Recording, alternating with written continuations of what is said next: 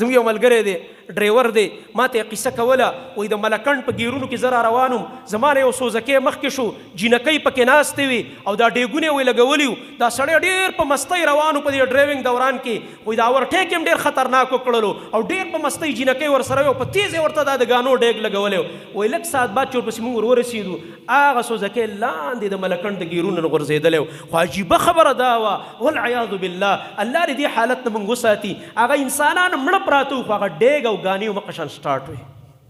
درزارې خطو ګانې شروع وي هغه خلک پې ګواهان شو څوک چې راورسېده لاشونه یې اوچتول هغه خلک پې ټول ګواهان شو چې په دې حالت کې دی له مرګ راغی زما محترم ورونو د الله رب العالمین په باب کې موږ او تاسو له ډېر زړور کېدل نه دي په کار زما محترم ورونو د خوف او د رجا په مابین کې به وخت تېرو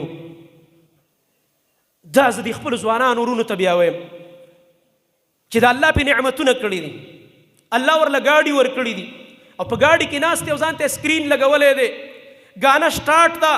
یا آډیو ګانه ده یا ویډیو ګانه ده بربند تصویرونه ستا مخې ته اوړي راوړي او تیار جنازه کې ناست دی او دې حالت کې الله مکه تا اکسیډنټ وکړو یو درس شو نو دا ته په کم حالت کې د الله خواته ورغی حشر به په کم حالت کې کېږي د الله نبي خو فرمایي چې کم حالت کې مړ شوي په هغه حالت کې به حشر کې د الله نبي صلی الله علیه وسلم سره د حج په موسم کې یو صحابي ملګری دی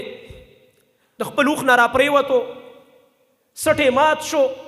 احرام یې اچولی دی وفات شو د هغې د لاسه رسول الله صلی الله علیه وسلم وفرمایل او دا مسله ده اگر چې بعضې فقهاو د دې خلاف فتوا ورکړې هغه غلطه ده د فقهاو دا قول خطا دی چې بعضې احناف فقهاو ویلی دي چې یاره دله به د عامو مړو په شان کفن ورکول کېږي نه رسول الله صلی الله علیه وسلم وفرمایل دا خپل احرام به د کفني کم انسان چې په حالت د احرام کې وفات شو د خپل احرام به سي دقیق کفن دی سر به ولنه پټې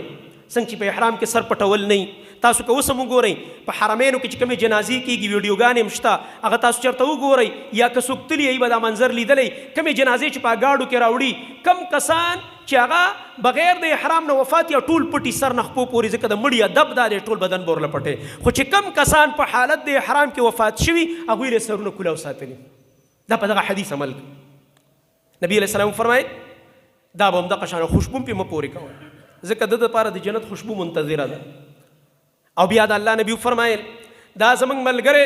دا به د قیامت په ورځ میدان محشر ته حاضریږي او دی به د لبیک اوازونه کوي لبیک اللهم لبیک لبیک لا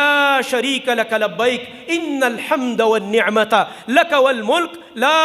شریک لک دا چغې به وایي او میدان د حشر کې به دا را رواني دا به د دې دلیلي چې دله په دغه حالت کې مرګ راغلی انسان چې په کوم حالت کې وفات شي په هغه حالت کې ورته مرګ راځي په هغه حالت کې د هغه حشر کې